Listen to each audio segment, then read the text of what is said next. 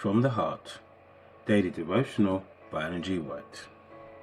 Abundant Evidence for Faith, August 21st. The man departed and told the Jews that it was Jesus which had made him whole. John chapter 5 verse 15.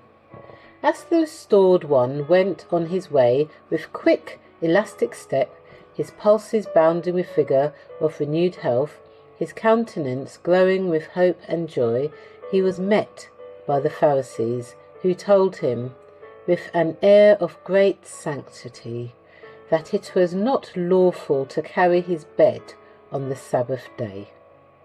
There was no rejoicing at the deliverance of that long-imprisoned captive, no grateful praise that one was among them who could heal all manner of disease. Their traditions had been disregarded, and this closed their eyes to all the evidence of divine power. Bigoted and self-righteous, they would not admit that they could have misapprehended the true design of the Sabbath. Instead of criticizing themselves, they chose to condemn Christ. We meet with people of the same spirit today, who are blinded by error and yet flatter themselves that they are right, and all who differ from them are in the wrong. The man on whom the miracle had been wrought entered into no controversy with his accusers. He simply answered, "He that made me whole, the same said unto me, Take up thy bed and walk." When the Jews were informed that it was Jesus of Nazareth who had performed the miracle of healing, they openly sought to put him to death because he had done these things on the Sabbath day. These pretentious formalists were so full of zeal for their own traditions that to sustain them they were ready to violate the law of God.